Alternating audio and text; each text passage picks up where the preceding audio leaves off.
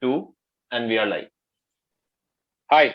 Hi, everyone. Good afternoon, good morning from whichever part of the world you are sitting in. Welcome to VDO STREAM Africa, uh, the virtual conference organized by TVO Media. So we have a second panel here wherein we are going to discuss about how to optimize TV and digital opportunities to grow advertising revenue. I have a very esteemed set of panelists with me across different parts of media, right from traditional TV to digital put together. Just let me put some things in perspective in terms of what we're going to discuss today, and highlight some of the trends of Africa market. So my name is actually Karan Taurani. I am vice president with Elara Capital. I have got over 15 years of experience of tracking the media and entertainment sector in India. So I'll just quickly ask all the panelists to introduce themselves, post which I can start with initial remarks and then move on to Q&A. So I'll be starting with Quinton first. Hi, Karan. Thanks. I'm looking forward to the discussion today. I'm from Dolby Laboratories. I'm the regional sales lead for Sub-Saharan Africa. And as Dolby, we look after the three tiers of content consumption. Tier one is content production. Tier two is the VOD platforms or the linear platforms. And then tier three is mobile devices, set-top boxes, or streaming devices that you plug into your platform. So for us, it's very important to look after the whole value chain to bring that cinematic experience to the viewer at home or on his mobile device. Right. Ingrid?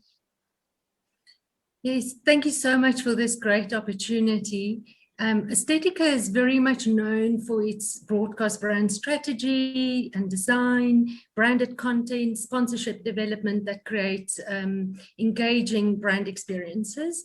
We have added an all-important virtual level to this mix, utilizing our years of experience in 2D, 3D design, motion design, to now offer our advertisers a fully and truly immersive multi-channel brand experience via AR and VR technologies, which is why it is so great to see Quinton here, because we are super fans of Dolby Atmos, which is a great partner and it totally complements our immersive brand experiences. Thanks. Vikas?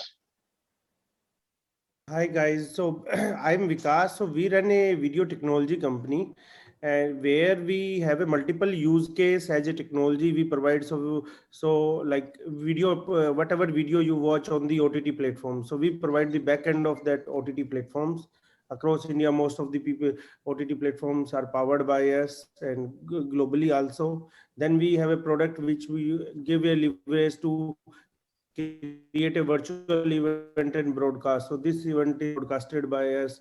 All those people are watching this event. So creating a full virtual or a hybrid experience of the any communication, any kind of a communication, which can be event, which can be digital concert, or which can be any exhibition sort of a scenario. So those things we do it. Then we have a large setup of a technology which used to the monitoring the TV advertisement space and the compliance monitoring of the TV and digital side. Right. Danny? Thanks a lot, and thank you for inviting me to be a part of this panel. So I'm the managing director for Trace in East Africa. Trace is a leading Afro-urban media platform that talks to Afro-urban culture, youth empowerment. We operate 3 businesses across our business, and this is really our media business, where we have over 30 TV channels, around 25 FM stations across the geographies, territories that we operate in. We've got a content business. We recently acquired a company called Kushla Media in South Africa. That's the platform around which we're building our platform business, mostly around content. And then we've got our platforms, digital platforms. So Trace Academia, Utrace, all that talk to really youth empowerment in the territories that we operate in. So from a territory perspective, we're in Africa, Americas, mostly the Brazil, Caribbean, and part of Europe. Right. Vernon? Yeah, again, like everyone else, thanks so much. I think this is a great initiative, and I look forward to the discussion. I'm Vernon Matzopoulos. I look after the broadcast interests of Arena Holdings. It's one of the larger companies, media companies in South Africa. Our primary broadcast business are TV channels. We have 3 TV channels on DSTV, then the lifestyle and then the business space. And also, as a group, we have a large digital footprint with various websites and lots of viewers and consumers.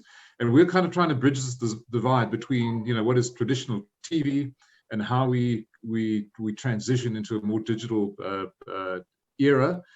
And obviously, how do we do this without becoming bankrupt? Because digital is fantastic, but the revenues are slim. So we try to do this transition. I'm very interested to hear ideas and input from the others on the panel. Right, thanks. So that is what we're here to discuss, the balance between TV and digital and actually how things will pan out. Will TV actually kind of be able to coexist with digital, or will it basically phase out as compared to what is happening globally? Just to put some numbers in perspective, so in terms of South Africa market, what we're generally seeing that the TV advertising is actually on a declining trend right now. We are seeing a decline in terms of TV ad revenue. Digital, of course, was growing at a 25-30% kind of growth rate, and now growth rates have kind of converged there towards a 12 to 14% kind of a number. So the idea of this panel is actually to discuss the intensity of digital ad growth. I mean, firstly, can it come back to that 25-30% number from here on? What will be the key drivers? What's the future like? How will the consumption on digital pan out? Who will be the winners within that? And also, just to do some kind of benchmarking and compare the digital advertising pie as a whole. So if you look at globally, all over the world today, almost 55% of the advertising dollars are spent through digital medium. And if you look at predominantly nations like China, that number is as high as about 75 to 80%. So the big question mark here is, how fast can digital scale up in many of the countries in Africa? What is the kind of number we're looking at in terms of a share over the next 5 years, medium to long term? And how will TV try to coexist, in this entire drive to digital in a very big way? So I'll just start off, I've got multiple topics of discussion here. I'll just bring Vernon here in the conversations first. And Vernon, I would just like to get some perspective from you on the TV advertising part. So as I clearly mentioned in my initial remarks that, TV advertising is kind of declining now. The decline factor seems to be in low single digit right now. But how do you foresee the future of TV advertising, say, in the next 5 years? Could this decline actually intensify from here on, the pace of decline? I mean, what's your general sense on that? I can only really talk to the South African perspective on TV and internet. But the internet has had a phenomenal growth, as you rightly point out. A couple of years, 20% plus growth. It's flattening a little bit, but still growing hugely. So traditionally, our market was dominated by print, and then TV came along. By 2018, internet had already overtaken print, which is newspapers. And in fact, this year, according to the PwC projections, 2021, effectively TV and internet are going to be, pretty much in the same, and internet will eclipse TV by next year. So currently, the total advertising market is around about $32 billion. Dollars? Is it dollars? I think. Anyway, the relative percentage is internet sitting with approximately 22% of that revenue, pretty much where TV is, and all the others are below it. So internet is the winner going forward, which is great if you're in the digital business, but not so great, because I'm sure this is the same in many of the other territories around the world. The bulk of the internet spend does not stay in the country where the videos and the content is consumed. It's flowing back to the mothership in the US. So we estimate between 80 to 85% of all internet advertising spend does not end up in our territory. It flows back to the Googles and the Facebooks and the YouTubes, etc., which is a huge problem for all of us in the media industry, because without the money to make the content, then what do we have? So that's a similar problem across other developing nations as well. If you look at even India, for that matter, I think 80% of the spends are skewed towards Google and Facebook and the other social media giants, which are, global based. But just to get a sense again on this, to dig more deeper in terms of digital advertising, do you believe, which are the kind of homegrown OTT platforms, which the linear broadcasters would have probably come up with, and what is the kind of growth potential there in terms of AVOD-based revenue? Gosh, it's really hard to say. The projected growth for TV platforms, but all advertising spend on TV is in the sort of 2-3% going forward. So it's a mature industry. I think there is a huge opportunity for video, for advertising around video content in particular. Traditionally it's all been kind of paid search and banner advertising and display. It's whether or not one can get a reasonable chunk of that revenue. I don't think there's a lack of demand. We're seeing a lot of major advertisers, people like, say, BMW, for instance, will not touch TV or print. It's entirely digital. And I think a lot of that is informed by big international brands. The trick for us as in the content business and in the media business locally is to make sure that we create the right environments and the right platforms and the right places that we can monetize that and not let it all flow out. We cannot give up our future to the American social media platforms. So we're looking at what are our options to attach advertisers to our content. Where can we put this content where we can create, we can control the advertising flow rather than the multinationals. And there's no simple answer. You have to be in just about every single place, trying to get bits here, bits there, create this. And we'll get into that hopefully later. But you've got to go and you have to be on a multi-platform, multi-content. You've got to work your content to 10, 15 different varieties if you can. Everything you create, you have to monetize. You don't have the luxury of creating it for one platform and hoping you'll make your money off it. Right, very interesting. Quinton, I would like to get your perspective on this as well. Since you've handled Dolby and, the entire digital sound projection system and the technical part of it, what's your sense, in terms of digital consumption, or what are the kind of challenges you believe are yet to come, basically, for the increased digital consumption in countries of Africa? I like what Vernon said. You need to maximize your content, and that's something that's not happening in Africa. People are not, they're creating for the middle to the low tier type customers. And when you're creating content, you're out there to make money. You want to generate revenue, and you want your content to live longer on multiple platforms. So it's very, very important that people start spending more on content, but you're not going to generate revenue if your content is of substandard. So governments needs to play a role as well to make it more, can I say, lucrative for people to produce content in the regions.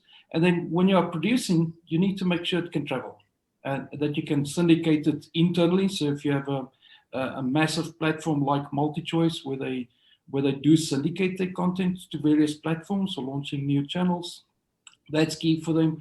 Or if you're a single content owner and you want your content to travel internationally, you need to make sure it's easy to dub into another language.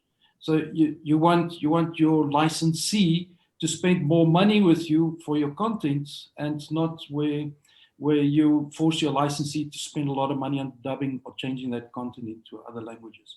And we see this with local content from South Africa being massively consumed in the Francophone territories.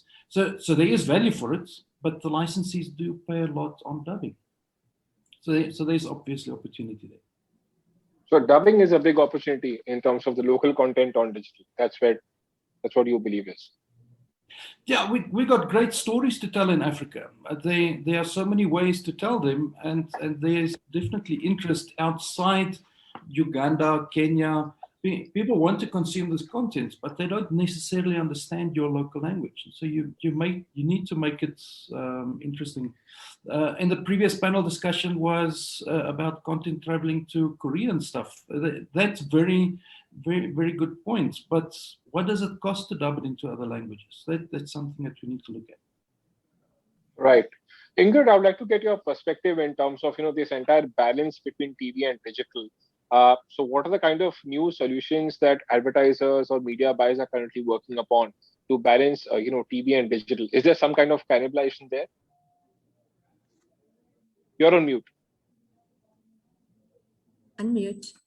Yeah, sure. So thank you. I'm going to say that South Africa broadcasters, advertisers, sponsors, and media planners have had many years of experience in creating awe-inspiring and international award-winning integrated 360-degree omni-channel marketing campaigns.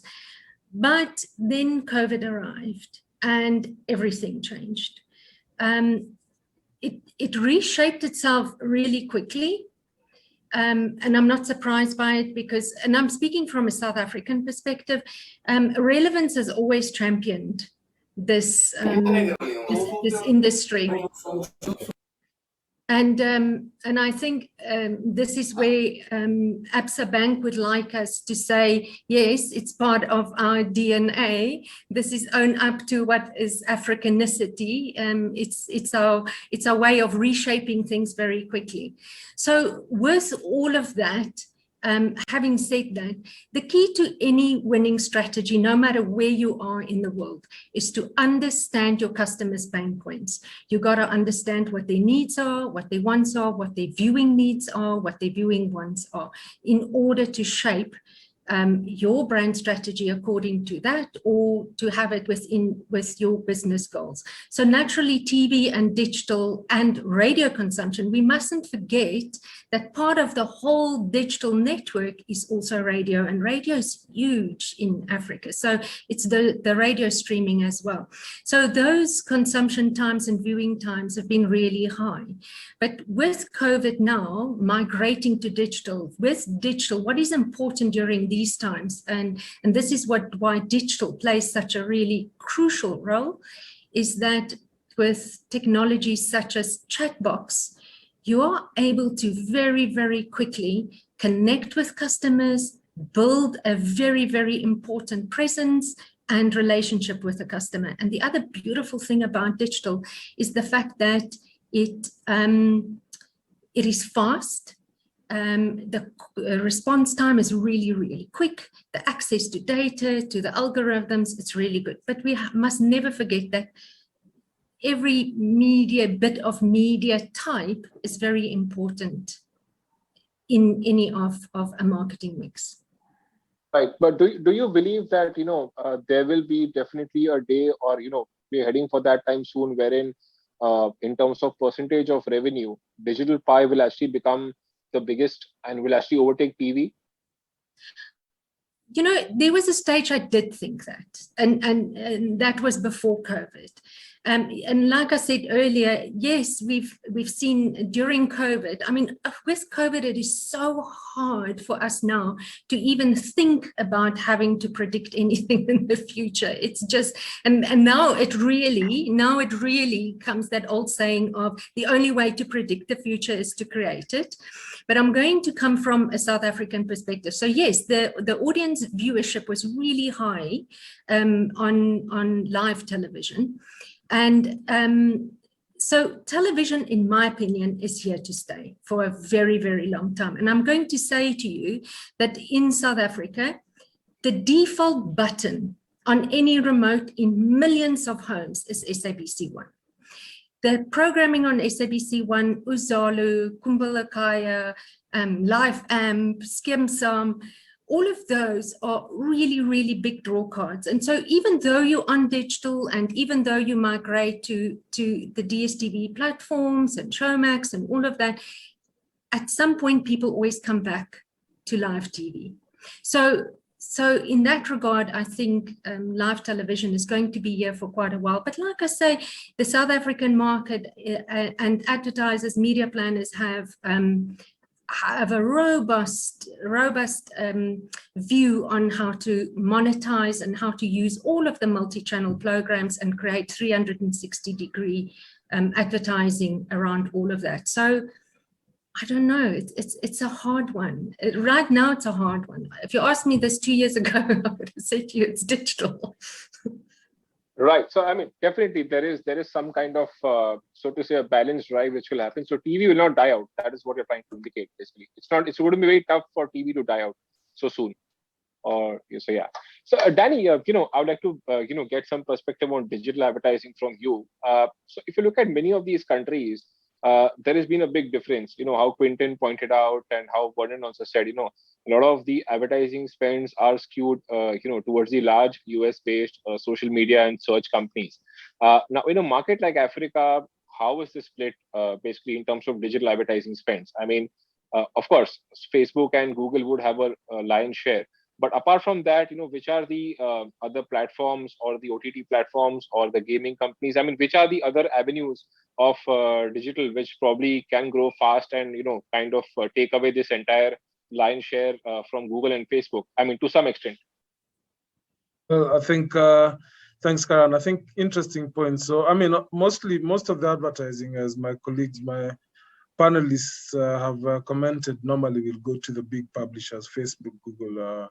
I mean, that's really the position. But increasingly, I think we're seeing opportunities when you partner with telcos. So, and like when I look at Kenya, the biggest telco, they're developing an digital advertising-based solution where creative solutions like anyone who's on zero balance on data is directed to a portal. And on that portal, you're able to view 2 or 3 videos and get some free data. So I think there's a lot of things that are happening from a telco perspective. If you look at our markets, telcos have been extremely dominant. I think they provide a huge platform given the massive mobile penetration that you're seeing in most parts of Africa. And I think that's one opportunity that a lot of brands are going to be taking up. So if you think about that kind of advertising from an ROI perspective, you're getting proper ROI, you're getting targeted advertising, very similar to what you'd get from Google or Facebook. And I think that's a huge opportunity for guys to look into in terms of the various countries. So I think from a publishing perspective, then the question is, how do you partner? How do you create partnerships with telcos that can create value that ensures a lot of the ad spend from a digital perspective doesn't have to leave the African content? I think also just in terms of, I mean, we've seen numerous OTT platforms come into play and that are local. So, the guys, Iroko TV, I think Vernon has done a couple from SA that we've been involved in. And I think therein also lies the opportunity for us to be able to start Africanizing our own content, but also delivering it on platforms that are a bit more flexible. Because remember, like, I tell guys, as much as we make a lot of noise about things like Netflix and stuff, the penetration in parts of Africa is extremely low, obviously hindered by broadband access, cost connectivity, and we're able to give payment solutions that are more aligned to the various countries. So like in Kenya, if you're telling people to pay using PayPal or credit cards, it won't work. So, these local solutions, people are able to build integrated platforms that give people access to the same and to that content. And I think that then creates further advertising digital content opportunity. But I also just think I'm seeing a lot of stuff coming through on new formats, digital formats from a content perspective, things like podcasting. I think podcasting is gaining massive traction across not only the world, but also across the continent. And there's massive opportunity for user-generated content from that aspect. So I guess the question becomes, for established broadcasters, how do you create platforms that can syndicate this kind of things, enable it to travel across the continent and make it relevant? Because I believe our stories tend to be very similar as much as they're diverse. And I think the learnings are massive. And I think that creates opportunity from a commercialization perspective. So as I understand, I think payment and internet data speeds are 2 key things for the homegrown OTTs to actually extract some market share from the global publishers. Is that the correct understanding? Yeah, and I mean, and that's always going to be the issue, because the question then becomes, how do you give a guy in Soweto a good internet experience that allows him to be able to access content on the net? Because a lot of this is not DTH. It's not FTTH to home.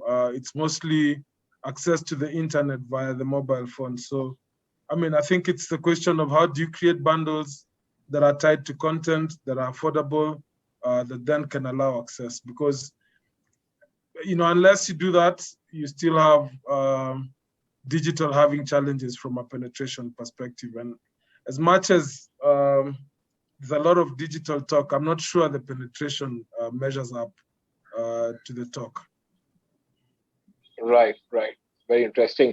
Vikash, I would like to get some perspective from you on the penetration part. So if you can just highlight some of the trends, in the likes of TV penetration, smartphone penetration, smart TV penetration, how have those numbers been, in a market like Africa, and what's the future outlook? I mean, for example, just to give you a comparison, India is highly penetrated in terms of TV. I mean, it does offer scope from here on as well.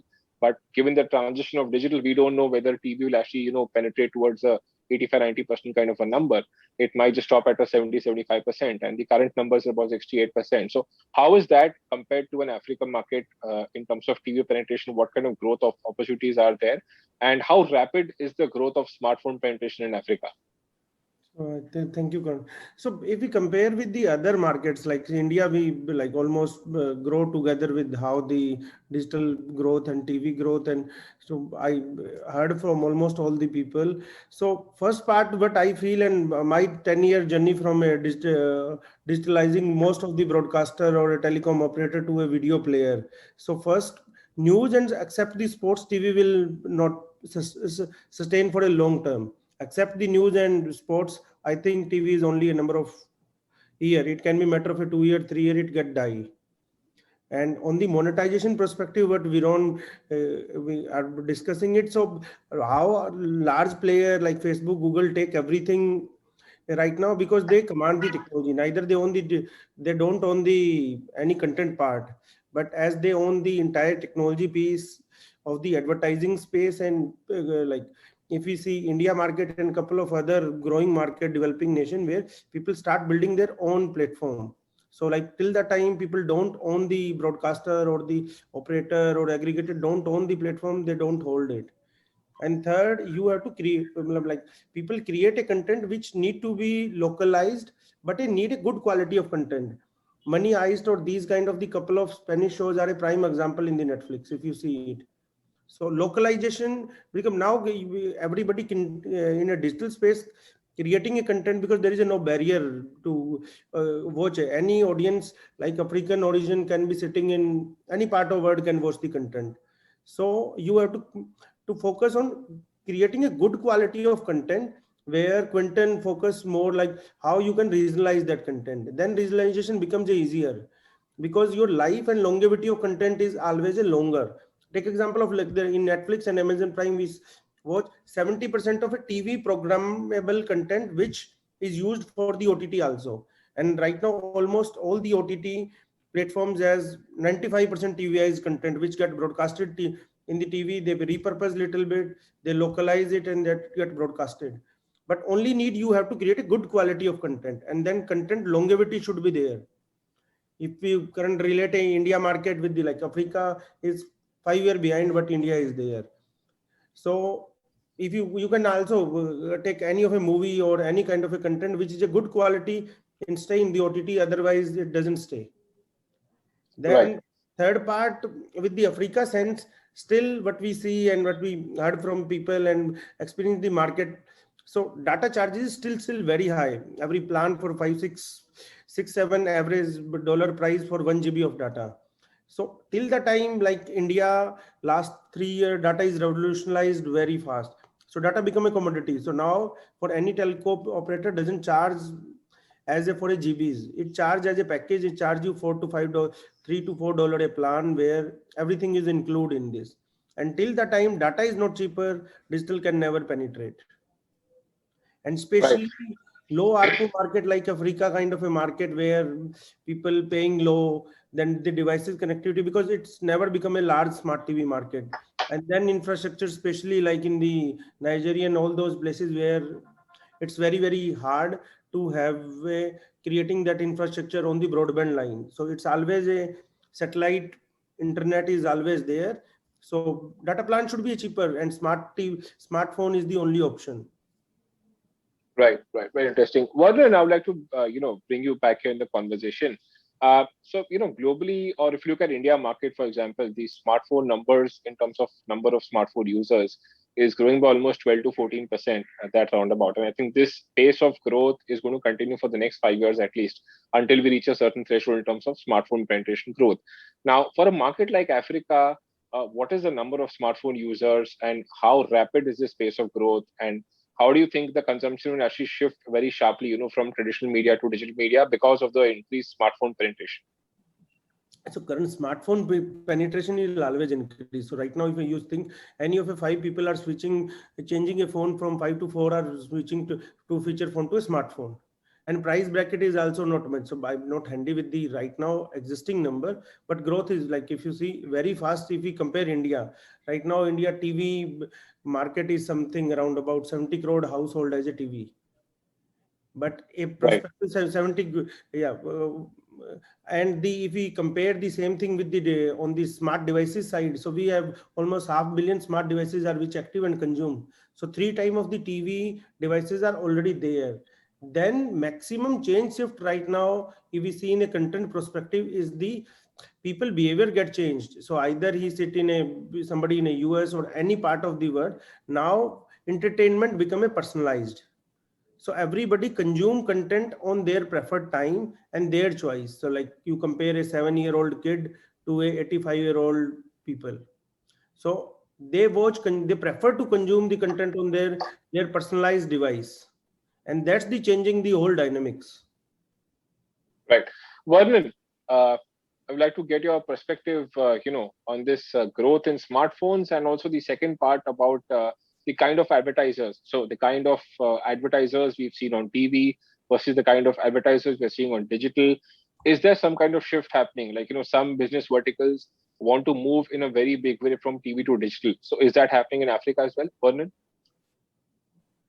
Yeah, most certainly. I mean, in South Africa, for instance, the latest figure I have is that there's roughly 90% of the population has smartphone, has a smartphone. But as Vikash said, the problem is the cost of the bandwidth. So you'll find at the upper end, in particular, the advertisers who are marketing premium brands have, as I said, like BMW, for instance, moved totally digital. That's partly a global. Often these decisions are made at head offices. But certainly, if you look at South Africa, and I think that a lot of this would also apply into other territories. The smartphone penetration is huge. So the future for us is not on the internet, or not on physically connected PCs. It's not on fiber. It's not on anything like it. It's a mobile future. So all the content that we make in future, we need to think about it. How does this display on mobile? We need to have the right technology in place to make these. You don't want to go through endless technical process. You need to have seamless solutions that take your piece of content and at the push of a button, can translate into the various formats that are needed. So I think it's hard to give you a sense of exactly which advertisers are doing what. But I was just reading in the Business Day newspaper this morning. It's an article. It's about a company called Home Choice. Now, this is not a top-end premium brand. This plays at the low end. It sells, curtains and crockery and housewares to a low income market. And this person, the CEO, was saying it's incredible how misunderstood that segment of the market is. She says that this audience is as digital savvy as anyone in the upper end of the market.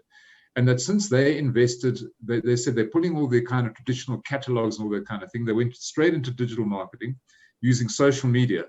And they said that their sales have grown 50% in a year. And that most of the purchases, not most of the purchases, but they had a similar increase, I think, from like a 20% digital purchase. They're saying now that 45% of their customers don't interact with them any other way but digital. And they've now branched into home loans and not home loans, but into money lending, small micro loans based on the success of this digital platform. So it's quite an interesting experience. We tend to associate, all the slick stuff with the market. And I'm sure Danny can speak to it. Kenya's probably 3 years ahead of South Africa in terms of its digital penetration. So things have changed. So what we do as content makers, you know, we have a couple of rules here that are trying to get inculcated in my team to say, for instance, we have a rule of 8 in terms of monetization. I'm saying each piece of content that we make, that we go spend money, real money, to go out and make for our TV platforms, what are 8 other ways that we are going to monetize this content, aside from the television platform? You know, so if we take into the digital space, you know, where can we play? Can we take this to a VOD? Can we stream this thing? You know, if we're going to put it on our website, so what are the revenue opportunities? There are pre-rolls, there are bumpers, there's, you know, sponsorship kind of things. We could have native articles, integrated content. What are all the revenue opportunities? So it's the challenge to the producers how to think into a multi environment, and similarly at the same time saying, okay, what are the monetizable parts of it? They must be thinking of the platform. So each piece of content also needs to sit on different platforms. So much as we, you know, decry the Googles and the Facebooks and that, at the same time they are an opportunity.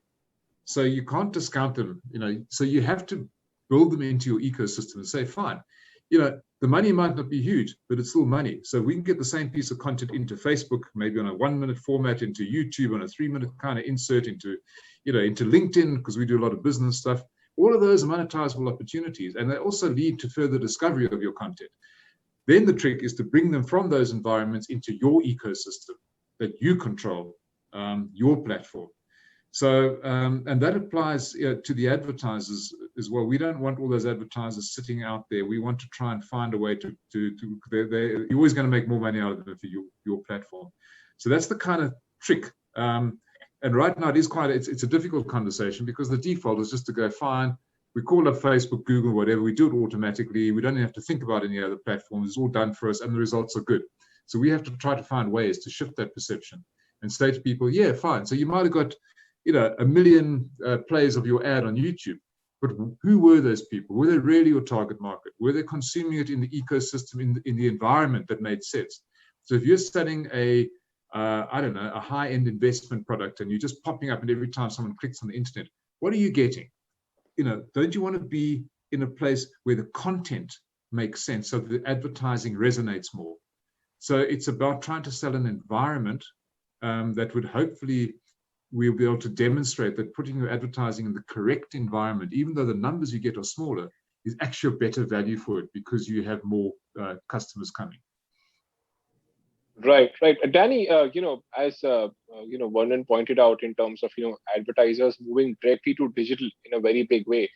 So the market would be about 20% of the ad spend, or 25% roundabouts, but some advertisers actually move 70-80% of their ad spends to digital. So, I mean, have you seen instances of some kind of mass campaigning, you know, by these large TV brands, you know, kind of skipping their TV route and going directly on digital? And what's the scale? What are the number of brands who are doing these kind of things?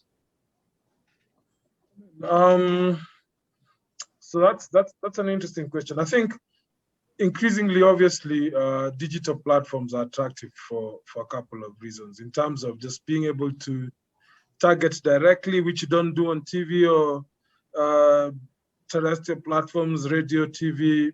And so digital platforms give you proper ROIs that you're able to measure, you can target, and are also cheaper. So increasingly, we're seeing a lot of brands putting maybe 30% of their spend towards digital platforms. And as I said earlier, I think the big winners obviously are Google, Facebook, the international publishers. But increasingly, we're also seeing local guys developing OTT platforms coming into play. As I said earlier, we've also seen telcos coming now into that market. And I think telcos provide a formidable platform, because you look at penetration for mobile. I mean, Africa has around 1 billion registered SIM cards. So you can imagine that in terms of reach, what they are providing, which is an advertiser's first call of port from an effectiveness perspective. So we're seeing that shift. It's gradual. I think there's still, in Africa, a lot of room for radio, especially because of the huge traffic patterns you see across the big cities, Joburg, Lagos, Nairobi, you name it. And that still remains there. But I think the big winner increasingly is the shift to digital. And I think what then that means is people can even plan their own spend, because I don't need a media planner to be able to know how to target, to know where to go to. So the value increasingly to the advertiser is massive. And I think that's really the bit, the business aspect that we need to look into. So you're almost looking at a stock exchange kind of system where people are able to come in, buy spots at the rates that they're attracted to at the particular point in time. And I think then the question from a publishing perspective, as one has spoken to, is just what content do we position in the various platforms to enable the monetization for the same to actually be leveraged across all these platforms. So that's really what it is we're seeing. So I think just direct answer, yes, we're seeing a shift, maybe 30, 40%. I think with time, increasingly digital is becoming a convenient platform, but you can't also just write off traditional platforms that have existed for the last couple of years. Right, and what about that kind of audience who basically does not want advertising? So is there a decent amount of number of people who are okay to, skip the advertising route and go the SWOT way, or is that base very small, not very important to speak about right now?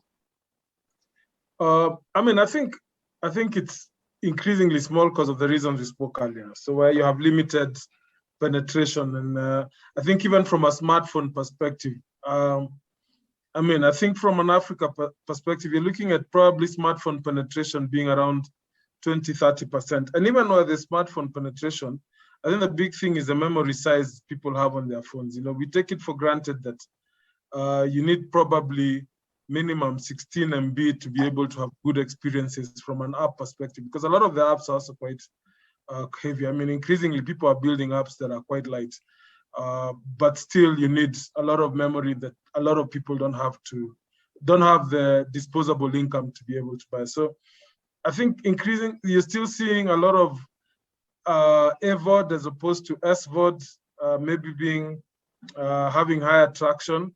I think if you look at telcos, what they did with the ringback tone models, and then the question is out, the jury is out in terms of whether you can translate that model from music into video content, and whether that can then make for a path to monetization that is sensible from a content perspective. Right. Very interesting, Danny. Ingrid, I would just like to get your sense in terms of the pricing trends here. So, of course, digital would be a very relatively cheaper medium as compared to TV.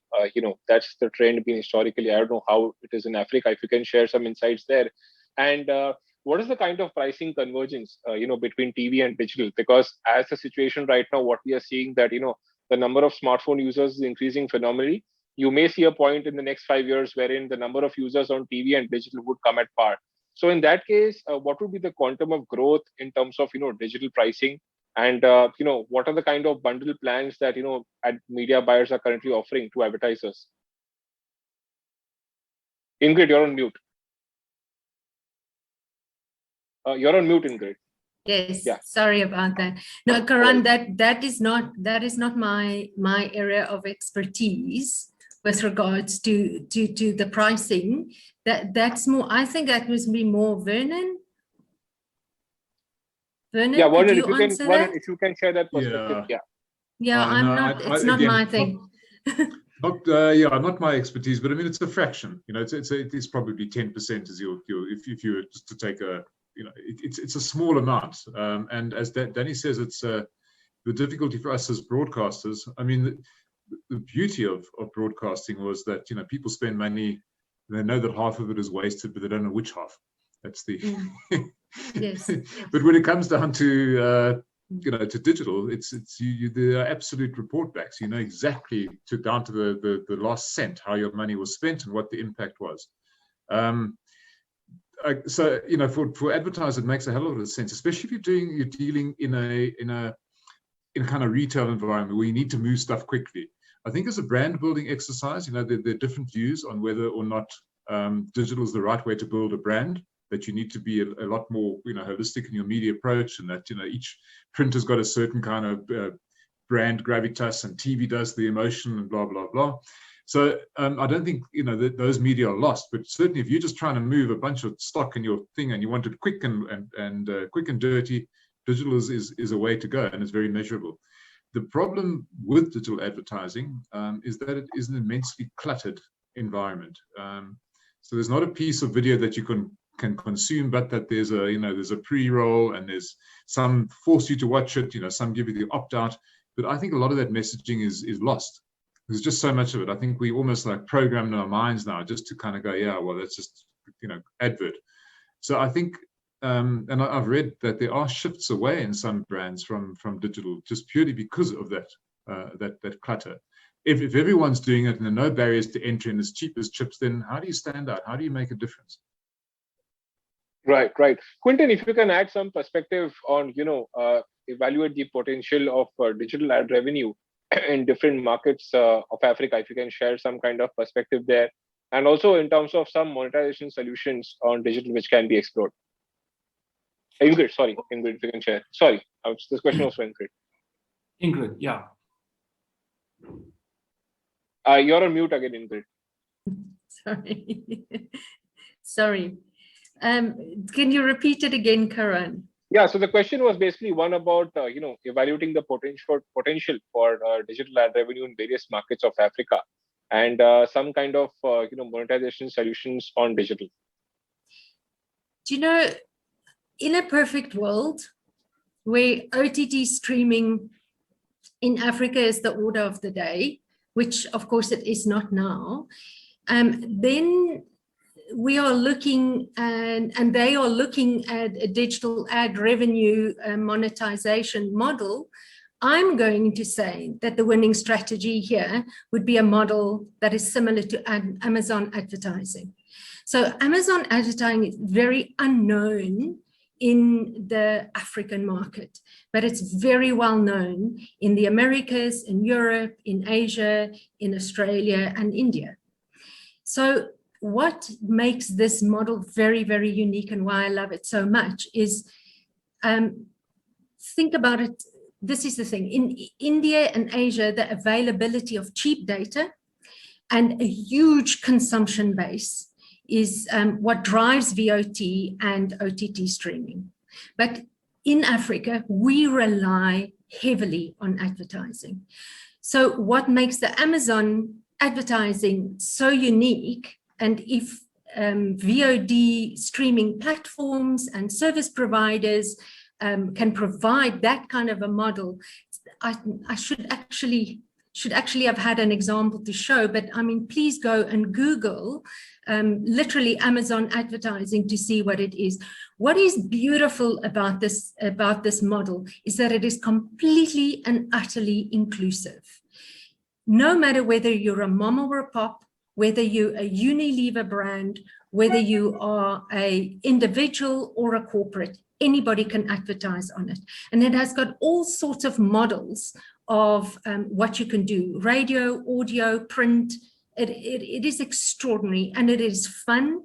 And what it does and what I love about it is that it takes away from the big conglomerate advertisers space, and it helps build the small SME market, and it gets them out there. So we often forget in this whole mix that our job is also to uplift. Our job is also to give a voice to the small, medium enterprise. And right now, yes, they rely on Facebook and they rely on Google, and they are in control of that.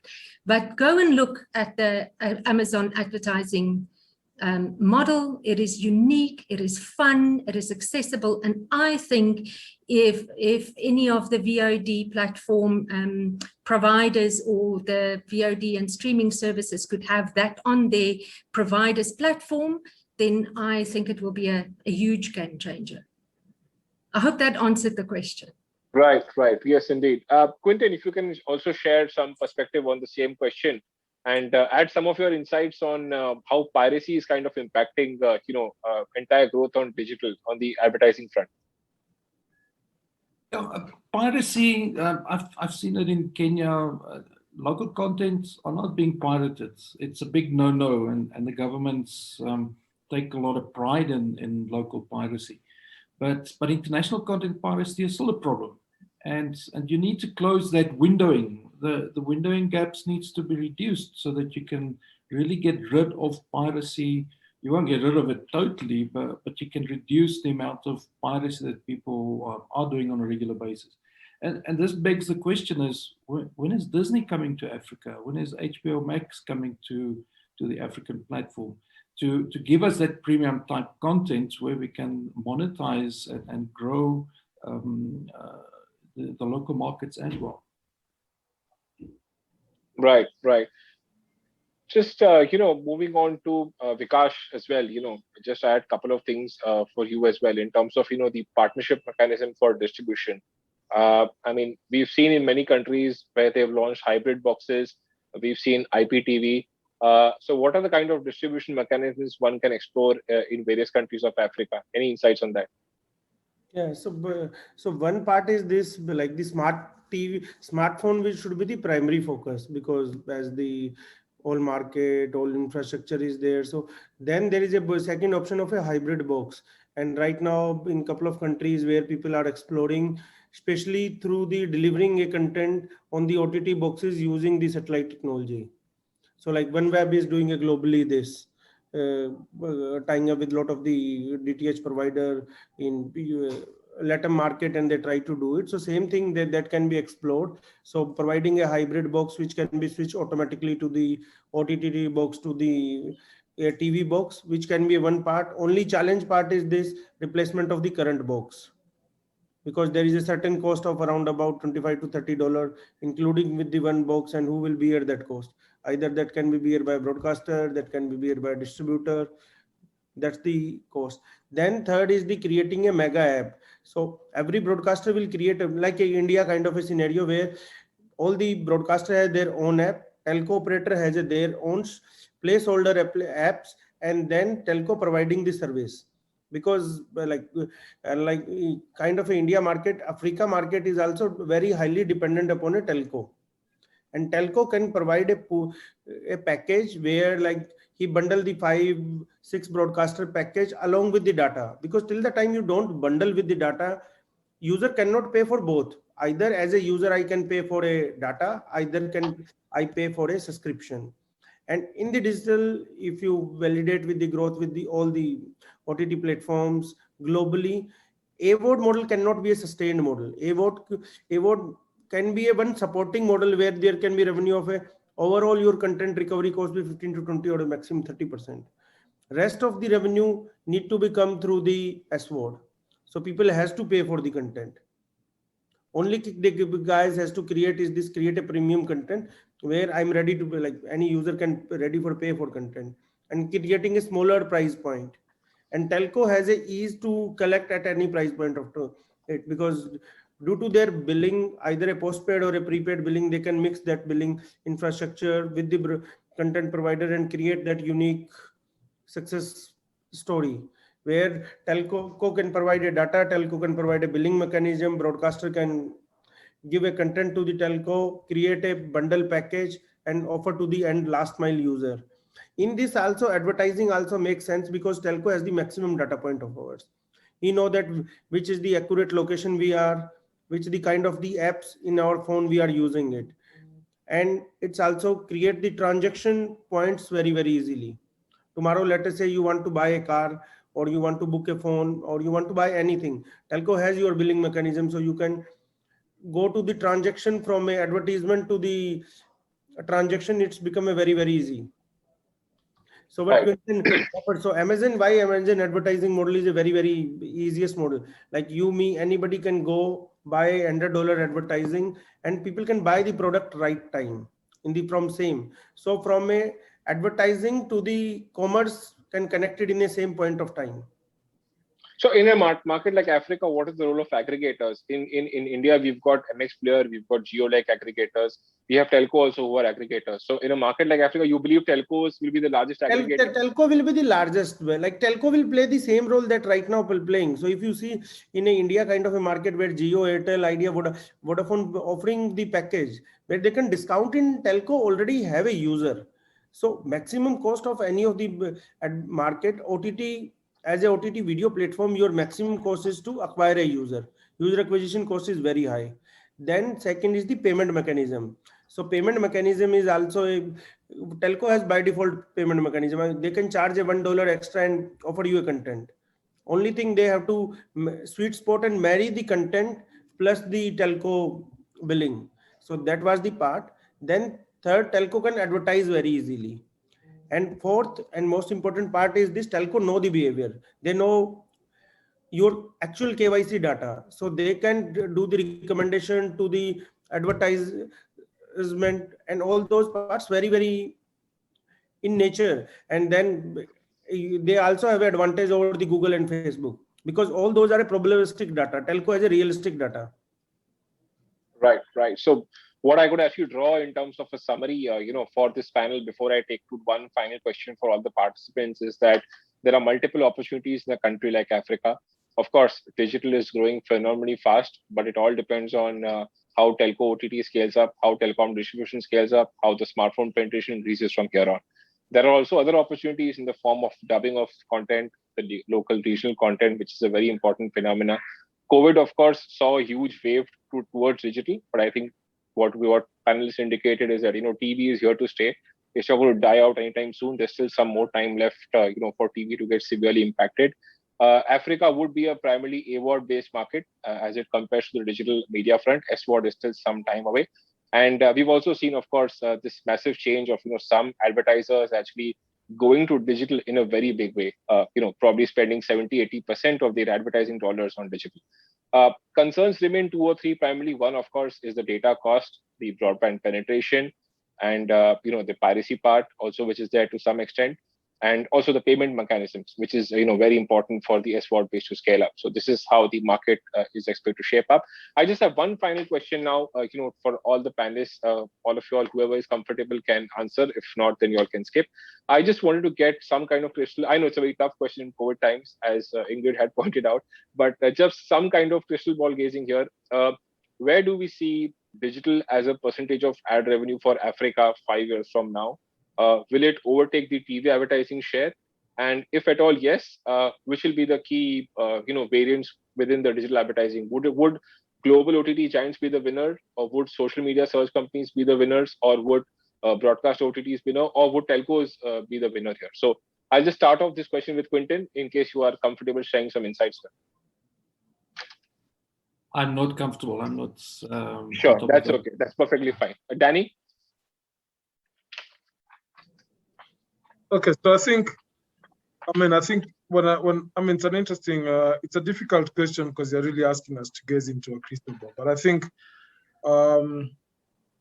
increasingly, I don't think it's a zero-sum game where one loses and one gains. And we've seen that, people said radio would be, the advent of TV would kill radio, and that really hasn't happened. So I don't think it's necessarily a zero-sum game. So I think advertisers will find more money to put into digital as opposed to taking off everything. It's not going to be a shift completely, and there could be a decline, but it's not going to be what people are predicting. That's number one. And I think two, I think the role of how you develop content, how you're able to syndicate it, how you're able to utilize it for various platforms, make it travel will be critical. But I also think how you get brands increasingly are looking for branded content. So how you create partnerships with brands that speaks to them being a part of your content ideation process from the onset. How you partner with telcos will to a great extent determine the success of how this whole industry pans out. So I think it's a difficult time for the broadcasters, but I also think it's an opportunity that presents itself in terms of creating a new world out there going forward. Right, very interesting. Thanks, Gianni, for that perspective. Vernon, very quickly, your perspective on this. Yeah, as mentioned up front, I think the high growth has gone for internet advertising, and it's certainly in our country, our part of the world. So it seems to be flattening. The rate of growth is coming down to, I think the PwC predictions were in the region of 7.5% going forward. So I reckon it'll probably shake out around about 25 to 30%. I don't see, Danny's correct. I mean, the other media, radio is still there, sitting with its 10, 11, 12% of the market. And I think TV is, kind of is not going away in a hurry, partly because of the high bandwidth costs that stop the mobile penetration. So I think for the next 5 years, max out at 30%, somewhere like that, 25 to 30% would be my guess. Great, thanks. Vikash, your guesstimate on this? Yeah, so according to me, till the time bandwidth, internet rate is not go down, it not grow.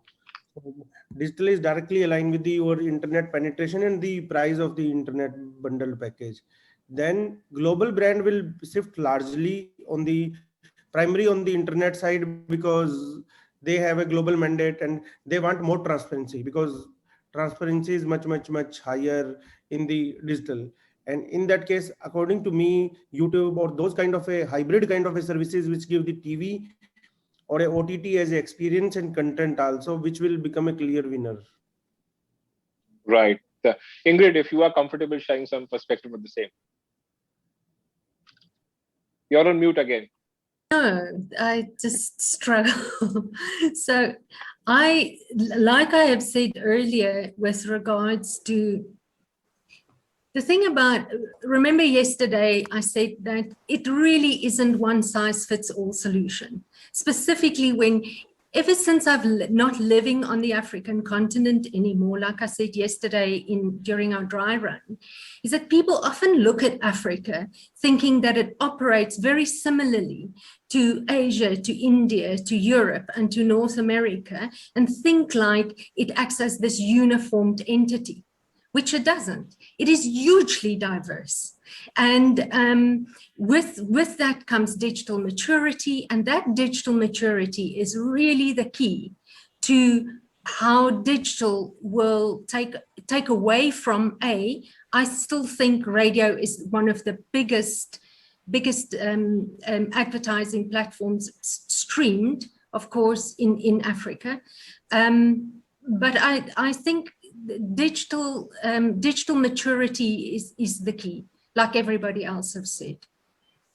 Right. So the view here again for the final point is that digital still some time to go. And I think, of course, as Vikash pointed out, data cost is very important for digital consumption to pick up. Broadband penetration is a very important factor indeed. So I'll just leave you all at that. Thank you very much to all the panelists for sharing your great insights and enlightening our guests here. Once again, thanks to DVO Media for providing this opportunity. I would like to hand over to Deepak now for the next panel. Thank you all. Please take care.